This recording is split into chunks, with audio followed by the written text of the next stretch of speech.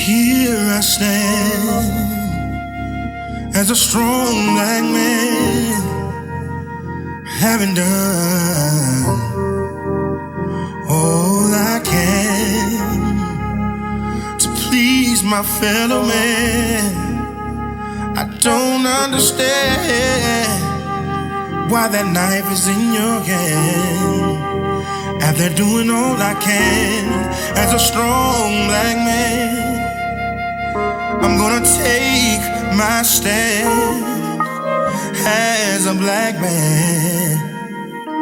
I will do the best that I can as a black man.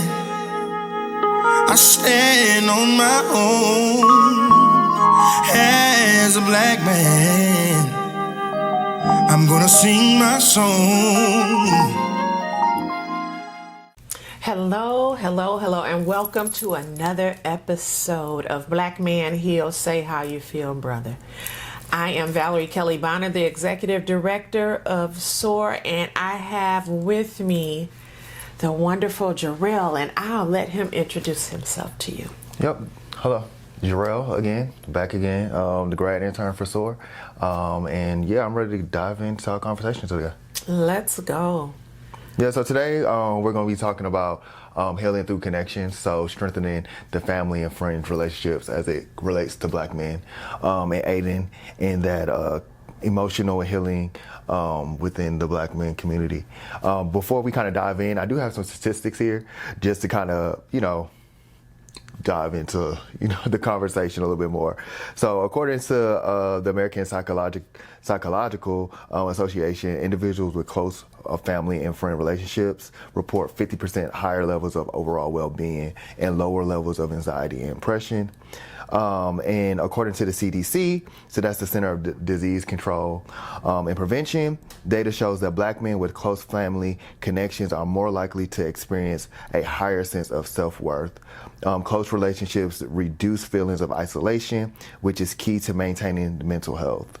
So with that, as I mentioned, just kind of want to dive into how connections, how important connections are for black men with struggling with mental health. So my first question here is, what does healing through connection actually mean? And what does that look like for the both of us? So I guess for me, healing through connection is just, leaning onto my friends and family for accountability. So if I'm saying like, oh, I'm going to therapy to work on, I don't know, anger, I guess. Ensuring that my friends are checking in on me and like, oh, how did your therapy session go? Or like, did you talk to your therapist about XYZ situation that happened? Or maybe you should go talk to a therapist about XYZ situation, and holding me accountable for the things that I say that I'm going to do when it involves my mental health. So I think that extra layer of support is what healing through connection means for me personally. Not really, putting all the burden on my family and friends that they need to be responsible, that I'm going to go do whatever I need to do to heal. But more so accountability partners and the extra layer of support. Well, for me, I was thinking, and I guess I'm kind of aging myself with this, but at first, I was thinking healing through connection would mean having a better connection through the people that harmed me, because my family and friends are the ones that harmed me, because I didn't care about anybody else that was distant. And so to me, healing through connection at some point in my life was trying to reconnect with those and make a healthy relationship and heal through reconnecting after the disconnect.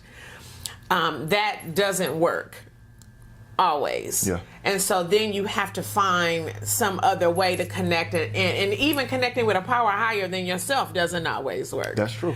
Right? That's true. So then you have to find some way to reconnect. And at first it's putting yourself back together. Like, let me get myself back together so that I don't have a heavy reliance on all of these relationships and people that broke me in the first place. Yep. And at that point, you can become distant. You can seem strange or weird or upset or even unforgiving. And it's like, no, I forgive you. I just cannot reconnect with you in the same capacity that we connected before because it's damaging. And so you have to find something else to connect to.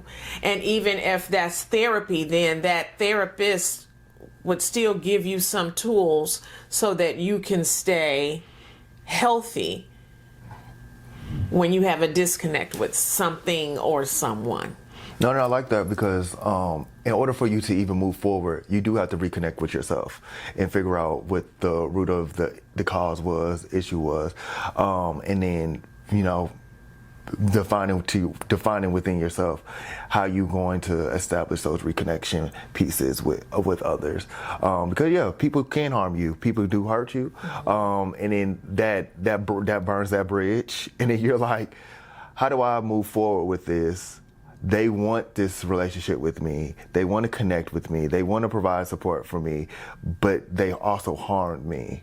And where do I go? So let me figure out who I am individually away from you for a second and dive deeper into going back to who I was before you harmed me and before you hurt me. So I can come with myself and come to terms with how to move forward and how to connect back with you.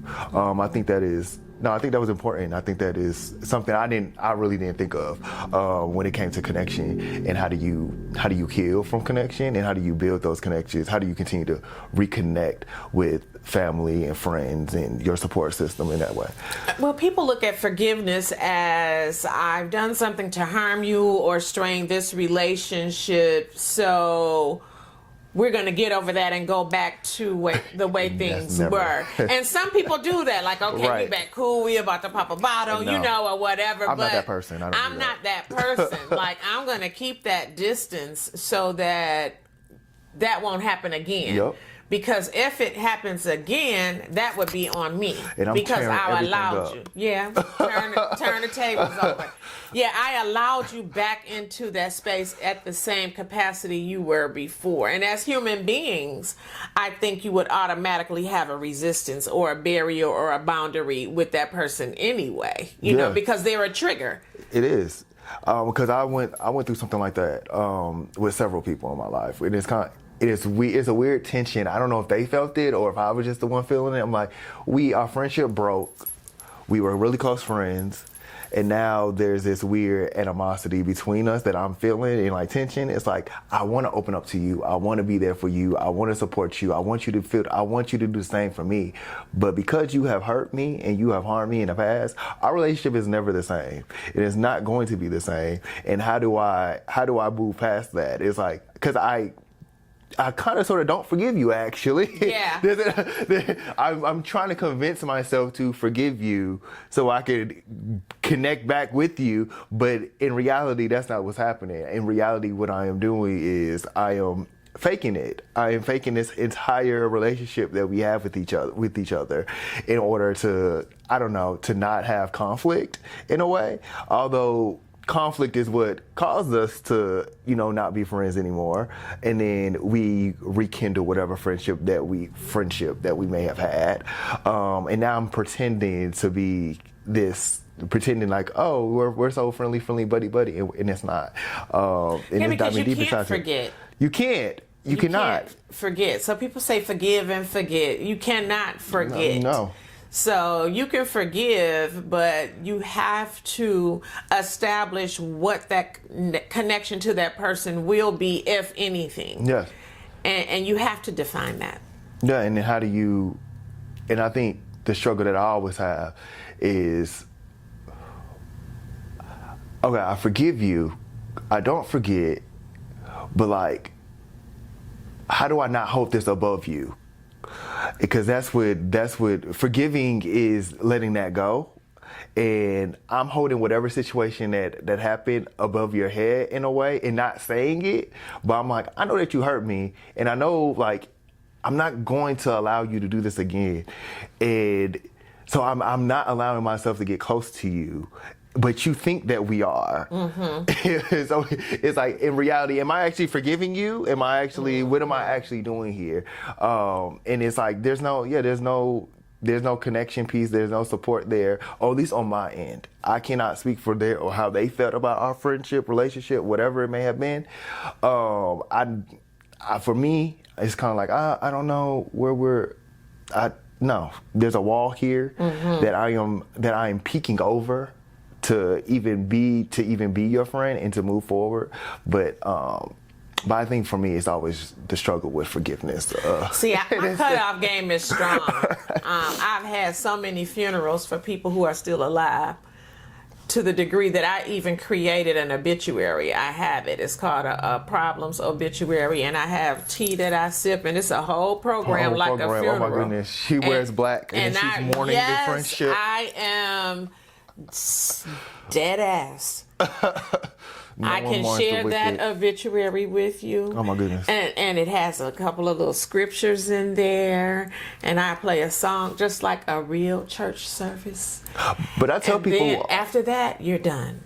And I tell people all the time, it's more difficult to mourn the living than it is mourning the dead. Because I'm like, grieving someone who's alive and actively walking on this planet, it's hard. I said, at least when someone passes away, it's like, I know where you are. Like your presence is not here on earth. Like, you're gone. And it's like, I can come to peace with it at some point in time. But me consciously knowing that we are not, like, there's somebody on this planet that hurt me and like that I cared so much about. It's like, I am actively mourning you, and it's subconsciously knowing that you are just out here living your best life while you hurt me. Yeah. You don't deserve this happiness that you are feeling and that you're alluding to everyone in this world that you're happy after you done harmed me or made me feel XYZ way, and stuff. So, I mean, I appreciate that different lens on the connection piece and having to reconnect with yourself in order to even build the connection piece with others and having that support system. Because I honestly wasn't even thinking that way. Yeah, and you know, for me personally, if that degree of hurt or harm was to a certain severity, you shouldn't want to be around me anyway. Right. Because there's no telling what I may say or do to cause further harm. So it's best to just have that separation. Let's leave it where it's at before I totally lose respect for you, if I have not. And let's just leave that alone. So finding something else to connect to, but I think that's where substance use gets exacerbated or even begins, because we are human beings and we want to feel connected to something. We do, always. And that's why people have emotional support pets, and they're like, oh, she loves her lizard, where the lizard is hers. The lizard can't hurt her, you know, or even if the lizard bites, it's like, but still, it's not as bad, you know, or whatever. And people have to connect to things that provide them support. And and that support can look like anything, to be honest. Video games is one. Like you mentioned, drugs and alcohol is another thing. People collect things, whether it's Legos or Beanie Babies or whatever it may be, to provide that extra support for them. Because, like you mentioned, it's almost like they're in control of these things. And when they know how much they can tolerate before, you know, they can let it go or take a step back. And sometimes they can't harm them, in a sense. Your emotional support animal, they may bite you maybe, or whatever, but they're really not supposed to bite. But if they do, you know, it's like they convince themselves it's like a love bite or something like that, and they move forward with it, and they feel this sense of comfort within those support things. 'Cause I think a lot of my friends, especially men, their devices going to the gym as their support or playing video games, and it's kind of like, why are y'all so indulged in these things? And a lot of times it's because, you know, it gives them that fulfillment that they may be looking for. And it calms them down. They have really bad anxiety. They hop on their video game. They play video games with their friends. It's the adrenaline going, the good endorphins, the happy endorphins. It gets all of that going. And I'm like, I don't know what to do. Some people binge watch TV. And I'm like, how are you binge watching a TV show for like 3 days. I'm like, I watched 2 episodes and I'm done. I'm like, so I guess my issue is I don't have a vice that I need to provide that extra support. But I guess my next thing here is how do we create spaces for Black men to build those connections and that support that they may need to move forward? My grandmother used to say, in all things that you get an understanding.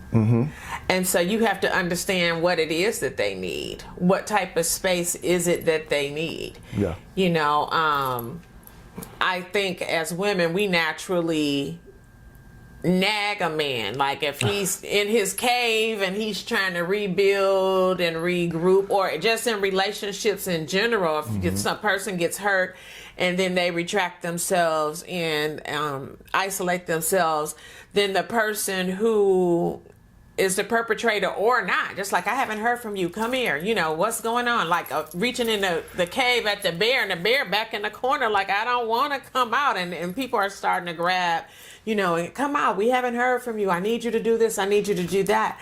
And I think it needs to be an understanding. So what I would say, in order to create the space for the Black man, instead of shutting all the way down, which I do understand, still communicate that you need space, and what type of space you need, whether that's distance, whether that's love and caring, whatever it is, communicate that. And I think that Black men don't do that enough. Yeah, don't.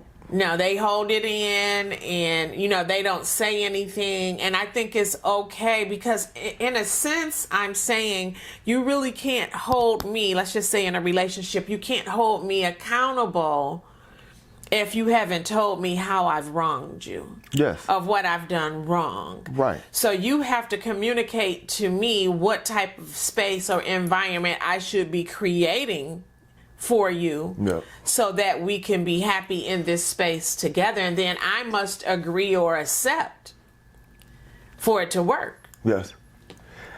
And I think that that goes along with boundaries. I think that people need to establish boundaries. When something happens that you don't like, you need to set up that boundary so you know where someone's pushing points are. And I think when it comes to family and friends, people test people's boundaries. They may not know that there's a boundary yet, but people test it, and especially with Black men, because as you mentioned, like us as Black men, we hold things in. We don't necessarily say anything until maybe something happens, and then, you know, just then it blow up. Yeah. But it's like, I think the things that I've seen on social media now is like the emasculation of Black men, and then just saying, like, there's always things that's going around that's saying, men can't drink pink lemonade. Like what? Like what? It was like, it's like every little thing that a man does is like they cannot do. And it's kind of like, what can we do according to y'all? I'm saying all to say that it's the communication pieces of talking, like, hey, I don't like when you say XYZ, that's annoying. Or I don't like when you do XYZ because that bothers me. Or can you not do XYZ? Or when men do articulate those things, then it's pushback until, well, I don't think that it's that big of a deal. But if someone does not like something, and that means it matters to them, and that means it is a big deal, because if the roles were reversed, and a man said that to someone else, then it becomes, oh, well, you don't care about my feelings. You don't care, like this is a big deal to me. So why is it not a big deal to when a man says XYZ, that he doesn't like XYZ? Overall, man, woman, or even child, if someone says you have done something to hurt or harm them, you don't have the right to say exactly it didn't. Exactly. Because you don't know how it impacted them. Yeah, exactly. Now, you can say that wasn't your intent. Yes. But you cannot say, I didn't harm you. That's the word. What the kids be doing? Yeah. There you go. You cannot, and it's very rude, inconsiderate, and disrespectful to do that. Yep. I say that it's funny because I say that to parents all the time. I'm like, you do understand that you have no right to say that you are a good or bad parent. You don't parent yourself. The child. What you just the child is the only one that can say if you're a good or bad parent. And like no one else can say that you're a good or bad parent except for the child. They're the only ones that can do that. So I mean, it's the same concept. I just need to say. Yeah, and it's okay. You know, raising my great nephew, I asked him that, like, is it anything I can do to be a better aunt? See, a lot of people don't just do that. Have I harmed you? Are you okay? You know, and I always check in and let him know, like, at any time you want to go back, because he's not with me from a Child Protective Services standpoint. Right. It was a choice that this was a good place for him to be, and he wanted to be there, and so his mom agreed to it because she's lived with me as a child. Right. So, but I always check in and say, hey, you won't hurt my feelings if you want to go back and live with your mom. Right. You're always welcome here. You can stay as long as you want. I'm not putting you out. I'm not tired of you or anything, but I just don't want you to feel torn that you got to make a decision between two people that you love. Right. You know, is it anything I can do better? Are you happy here? And we have that conversation on a regular basis. And so now he's used to just talking to me, you know, or whatever. And it's not like, oh, well, I'm doing the best I can. You know, it's not about that. Because oftentimes the best we can do is still not good enough. Yeah. And I think it's being open, regardless of who you are, being open and having that conversation and being aware of the fact that, like, what can I do to do better? Because I ask my friends every so often, because I have a very stoic personality and very dry humor and very sarcastic. So sometimes I understand that when I speak to my friends in a direct matter, that it can be harmful sometimes. And I go back and then I think to myself, I was like, that may have been like a little bit too direct. And I'm like, and I go back and I try to apologize and say, I didn't mean it like that. I meant X, Y, Z. Or one time I got into it with one of my friends, because he just randomly texted me one day and was just like, oh, you know, you got to sarcastic stuff. You text me this at 1 o'clock in the morning? Like, sir, you know me for 8 years. Please, leave me alone. So then I had to go to my friends, like, have I ever done anything to, like, make you feel... yourself. Right, yeah. to make you feel like you was victimized by Regina George? Like, no, like, what is, like, no. To just see how I can do better, because as humans, we're always growing. We're always in a metamorphosis, so we're constantly changing and stuff. So it's always good to have a reality check within yourself and check yourself to make sure that you are the best person that you can be to other people and to yourself. I agree 100%. And you know, I've had someone hold something for a long time and then find, and it wasn't even anything. So I was like, oh, that wasn't even my intent. So you put yourself through that for this period of time. Right. You could have just silently just hurting yourself. Or address it at the time. You know, now you asking me to recall information from bro, when you said this, I was really hurt. And when was that? Like last year? I don't even know what you're talking about. Why didn't you say something at the time? And then that's another thing that people don't understand. Like, people bring up things at the wrong moment in time. If I'm telling you about a situation that just happened, literally just happened, and I'm like, oh, well, you know, you did this when we just now. Don't bring up something that I did. Well, you know, 3 months ago you did X, Y, Z. Well, we're not talking about that. And I will do that in a heartbeat. We are talking about... Stay focused. Right, what just happened. We can talk about what you want to talk about in another conversation at another part of time. Exactly. But right now, we are going to talk about what you just did to me. If you wanted to talk, if that hurt you 3 months ago, guess what you should have brought up 3 months ago? Don't bring that up now. Diverting, like, Like, you're not going to try to manipulate me and manipulate the situation to make sure that you are the victim and then I'm the villain because I'm speaking to you on a situation that literally just happened. This is immature. Yeah, it's a lot of words. He's like, you're not gonna play the victim in my face and try to make me feel like I'm wrong for speaking up about how. Tactics, like stay on point, Yes. take accountability. Yes. And that's let's move on. People don't like accountability. They don't like to do it. Everyone wants to be the good guy, and in everybody's story, they are the good guy. But what you did was wrong. You don't necessarily need to be a bad guy, but what you did was wrong. Just say, "Oh, I'm sorry. I apologize. I'll try not to do it again." Don't do it again then. Well, let's move forward. But people don't want to do that. People do not want to do that. But yeah, I guess the next thing here is how do we build back those relationships and those connection points after someone may have hurt us in the past, or if we're struggling with something that we may not want to talk about, or if because we were struggling with something we may have harmed somebody else in the midst of it. How do we build back those relationships? Well, that's a lot of work for me, because I'm not a person that will cut you off without careful examination of everything that happens. So if I decide to cut you off, I have given you all the chances that I have to give. I have thought about every scenario that I could possibly think about, and I'm going to burn that bridge. So I hope you can swim.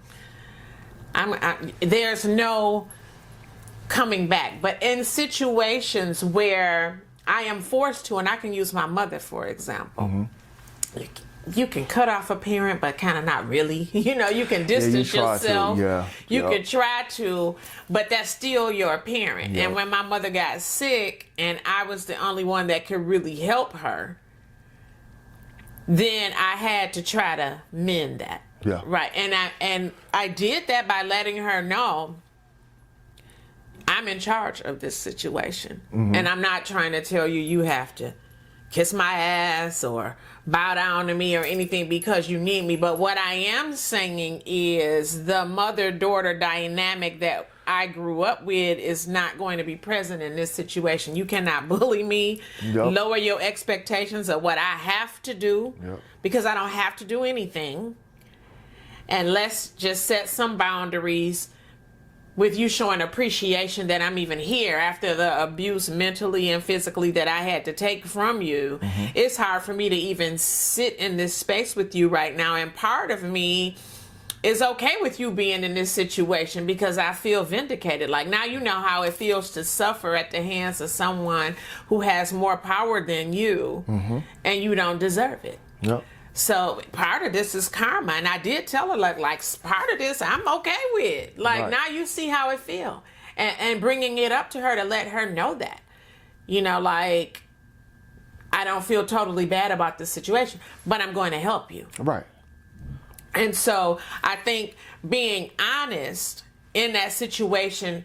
Okay, I realize we got to reconnect, or we're going to reconnect or whatever. But let me tell you what straw really broke the camel's back, because there was no other time in the relationship with me and my mother that she would listen. Right. But she couldn't listen. You laying on your deathbed, now you got to listen. Where before she was being defensive. Well, I did the best I can. Or, oh yeah, I know I'm the worst parent in the world. I never said that. But now you're deflecting. I think... it's funny because I feel like, I don't know if it's a black parent thing or if it's an all parent thing. At some point in time, parents say that, and it's kind of like, I understand that you did the best that you could, or you don't understand, Jarel, because you don't have kids. It's like, but I do understand that, like, I don't think this was the best that you could have done. I think that you just did what you thought that you should do. Right. Not, if this was your best, then I don't want to see what your worst actually is, because this. I get it. And no shade to my parents. Like, I love my parents, and yes, they did what they had to do to take care of us. They did, but I'm like, I just feel like there wasn't enough oomph in this parenthood thing that y'all did, and because even when I have conversations with my parents, I'm like, y'all do understand that, like, y'all did not listen to your child when he was growing up, and he needed y'all to listen. He needed y'all to listen to what he was going through, listen to how he was feeling, listening to what was happening in his world. No, y'all kept thinking that, like, oh, he's defiant, he's loud, he doesn't listen to what we're telling him to do, he doesn't do these things. Like, yeah, y'all didn't think that at one point in time, like, maybe I need to sit down and figure out what is happening with him. Like, why isn't he listening to us? Why does he do the opposite of what we tell him to do? Why is he always loud? Why is all this stuff? Did y'all ever stop to say, like, maybe he, like, wants attention, or he's trying to tell us something and we're just not hearing what he's actually saying? Like, it's annoying. So then when you become an adult, the relationship is weird, because it's kind of like, well, you built this foundation for my entire life where it felt broken and y'all wasn't gonna listen to me, and y'all didn't really feel like I didn't feel like I wanted to be around y'all, or y'all didn't want me around. So I distanced myself. I don't talk to y'all in the same way. I don't look at y'all the same way. And now I'm an adult, and it's like, I pay my own bills. I don't have to listen to anything that you have to say. Exactly. So it's like when you think that you're about to yell at me as an adult, I can stop you and go, no. I'm not gonna tolerate you yelling at me. Like, I can go home. I don't have to actually be here. What are you gonna do? You gonna try to whoop me? That's not gonna work. Right. Like, I pay my own bills. You can't take nothing away from me. You cannot take anything away from me. So now, as an adult, in the relationship between child and parent as an adult looks completely different. It's like, you need to now listen. You need to sit down, and then they're always like, well, if I would have known back then and stuff. Cool, you're right. We cannot erase the past. What are you now going to do moving forward? Do different, yeah. Yeah, I understand that. And by my mother's grandfather being a sharecropper, beating into submission and all of the slavery tactics was only like a couple of generations away from me. Yep. Which manifested my Harriet Tubman, except for I ain't go back and free nobody else. Right. I freed myself. Like, I'm out of here, and I'm not coming back there in a sense of physically freeing. But I did watch my mother to say, no. With her grandkids and great-grandkids, like, no, you can't say that. You can't do that. Because now it's triggering for me to watch her do those things that she did to me. They're not okay. Like, no. Nothing's wrong with him. No, you don't need to spank him for that. Or whatever. Just, this is a conversation. Right. And things of that nature. So, a lot of communication has to go into reconnecting. And if you're trying to reconnect with someone who cannot receive and accept what you are saying, I just feel it's okay for that relationship to be severed, because it will do more harm to you than good. And you have to come to the decision that you can be okay with that, and you're okay with that decision. And that's why I said I examine everything. I look at all of the scenarios, and I give you as many chances as I have to give, because there ain't no coming back from this. Once I've made my decision, there's no coming back. Even if I'm still around you, that barrier is going to be there, and I'm not letting you chisel through the wall or anything. We can just be done, and it's fine. I can still speak to you. I guess we have a family event coming up, and one of my relatives like, oh, well, I hope that you and him don't get into it, whatever. So I'm thinking to myself, well, I haven't talked to this person since my grandmother died in 2014. So apparently they got something to say, because I haven't thought anything else about you except for, can you run me my bread from this whole funeral and headstone and stuff I paid for, and you ain't give me no money. Right. And that's all we got to talk about. So apparently you still feel guilty from my cutoff. I'm not mad. I'm not trying to fight. I'm not trying to do any of that. I just can't mess with you no more. Yep. And some people cannot take that. So they will find a reason or think that there's more to it than what's on the surface. No, that was wrong what you did. I felt like I shouldn't have had to pay for all of this stuff myself. Right. I wasn't the only person that she helped and took care of. Right. You are in your life flossing like you got so much money and you doing so well, then where's the money for those services? Yep. So I'm done. Yep. There is no hate. I don't wish you any ill will, but you can't be up in my face. Yeah. Because I want my money. Right. And I still want it. Right. And it's the same thing with the person that molested me. Talking about some forgive. No. No. If I see you, I'ma still want to whoop your ass on sight. Yes. I'm not a little kid now. Yes. I'm stronger. Yep. And I'm just that way. So if it's wrong, if it ain't Christ-like, if it's an archaic, I don't care what you call it. This is what's good for me and my mental health and for me to move forward in my life. Yep. I can't continue to allow people in my space that disrupts my peace. Yeah. And you said something that kind of triggered what I kind of tell my students sometimes. People don't think about, like, I always tell them to let us know something happens, because the person who did something to you, they didn't think about the consequences when they did it to you. So how you decide to move on, how you decide to move, whether it's, you know, hey, I see you on site, I'm gonna knock you upside your head. Mm-hmm. Hey, it is what it is. They did not think about the consequences of what they did when they did it. So it is what it is. I think for me, when it comes to situations like that, I feel like I'm very forgiving. I feel like that. I forgive, I don't forget, but I'm like, you know what? We all make mistakes. We're humans. I'm gonna forgive you, and I'm gonna try to move past it, depending on what it is. Now, there's a difference, because if I forgive you, like someone does something, you know, forgive you, but if you do it again, now it's an issue for me, and I'm like, all right, we're done. I addressed it, and then you didn't change, the behavior didn't change, so it's time for me to like move on, because I know Maya Angelou said, when they show you who they are the first time, believe them. Yes, but I also believe, like, you know what, people have the ability to change, and I believe that people can change. But if you don't change after the first time I forgive you, I can't keep constantly, I'm not giving you a limited. Yeah, you're creating a cycle. Yeah, I can't give you a limited forgiveness. I mean, what did I say? Jesus forgive, I don't. But I'm not going to continue to say 70 times 7 for one offense, they say. I can't. I cannot, because then you're going to take advantage of the situation and be like, no, because something happened with me and one of my friends, and it was just kind of like, well, I spoke up about it. I said, you did this to me. You said you deflected. I said, whatever, whatever. I'm gonna move past it. Cool. I thought everything was fine and dandy.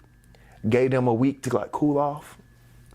Gave them a call back, and they said to figure out what was going on. They stayed 10 toes down in their decision that I was wrong. I said, oh, so that's what you want. So you want to die on this mountain. Okay. I know I'm not wrong. You are definitely in the wrong here. So you're right. We don't need to be friends. Mm-hmm. And don't say to me we could be cordial. We don't need to be cordial. We can't be anything. We cannot be anything. And we won't be anything if we cannot sit down and have a conversation to come to agreements, or you cannot take accountability for the action that you did to me, then there's nothing here to do. Because a friend of mine would at least say, you know, what I did was messed up. I shouldn't have done it. And then we could move on. Or at least say sorry, even if you're not going to say, oh, you know, take accountability for the actual action. At least say sorry. Mm-hmm. Like, oh, I'm sorry that I hurt you. Mm-hmm. Didn't even want to do that. I said, okay, well then, hey, it is what it is, and move forward. So no, I feel you. What you said, because it's kind of like people don't think about their people always think that in the moment that, oh, I'm going to do X, Y, Z, but they don't think about the consequences that come with it. Mm-hmm. So you think that you did this to me, and then we can continue to move forward with life, and then I'm just going to be okay with it. No, it's not. It's not. You are now cut off. So whatever benefits you had with me before are now gone. Whatever privileges you had are gone. Well, I keep quoting, I'm really a millennial, because I just keep quote in pop culture, because what Olivia Pope was like, it's a privilege to talk to me, and you don't have privileges. It's like, you don't have privileges. You don't have privilege to talk to me, be in my presence, be near me, associate with me, none of this stuff. Keep my name out your mouth and move forward. Well, I guess you can keep it in your mouth. I ain't gonna know, because I ain't gonna be nowhere near you. And I'll be nowhere near you. Because if they feel like they are right and you are wrong, or even if they know they're wrong, they would still try to now get this fan club of other people to join in to hate with on them, you. to hate on you. So, and then when you're a good person and have good integrity and to know who you are and stand strongly who you are, that don't mean no one can take that away from you and who you are as a person. But just final thoughts as we kind of wrap up a little bit. I think some practical like connection points and activities that people can do to like continue to build on connections and building whatever support they have, and to once again to your point about reconnecting with yourself in order to build that support and emotional support system is expressing gratitude to others, to yourself, most likely writing a note saying thank you to loved ones, whatever you need to do, letting out, just being grateful for who you are and the things that you have learned from whatever situation and how you can grow from them. Practice active listening. Allow yourself to listen to what other people are saying and accepting what they're saying, because we mentioned a little bit of that earlier, like, you need to take accountability or listening to what people say so you can grow and change as a person. And then allowing other people also need to do that as well. But if you as an individual, if you want to grow and stuff, practice that active listening. And then there needs to be a session where two people can jointly, reflect together. Sit down, talk about what happened, reflect on both sides of the story, try to see each other's point of view, develop that empathy for the situation so you can, grow as two people as that connection point, or even sitting down with yourself and reflecting on your situation, and then digging deep down inside and figure out what you did or how you can grow from it, or how you can, become a better person. So I think that I think those three things can help build, stronger bonds with yourself and with other people. I agree. Listening is a skill. So when you said active listening, that is true, because we listen to respond, not necessarily to understand what is being said, especially if it's hurtful, what we're hearing, and learn how to agree to disagree. And that just means you have that conversation about whatever the situation is at hand, and if you disagree, that's fine. The next time I see you, I don't want to hear, well, by the way, last time when we talked, we done with that. We done. Like, we already talked about this, no need in bringing it up. Get it all out your system so we can decide where we go from here. And it's okay to agree to disagree. A lot of people don't know how to do that. A lot of friendships are built off of some things that we have in common, but we don't always have to agree. Yep. So that's my take on that. Well, this has been wonderful. Another session of Black Man Heal. Say how you feel, brother. So make sure you say how you feel. All the time. And create the spaces that you want to be in. And if you have to remove yourself from a space because you don't feel respected, accepted, appreciated, or whatever, it's okay to do that. Yep. Because Black men, things are heavy, but you make them look light the way you carry them. And I think people need to understand the load that you have and appreciate it. Yep, I agree. So thank y'all. All righty, we're out. Thank you for tuning in to today's episode, brought to you by SOAR. Don't forget to visit our website at soar-nonprofit.org to download the Black Man Heals Workbook, a resource designed to help you dive deeper into your mental health journey with thoughtful prompts and exercises. Embrace the power of vulnerability and keep striving to be the best version of yourself each day. Be sure to join us on our next episode, and until then, take care and stay at peace.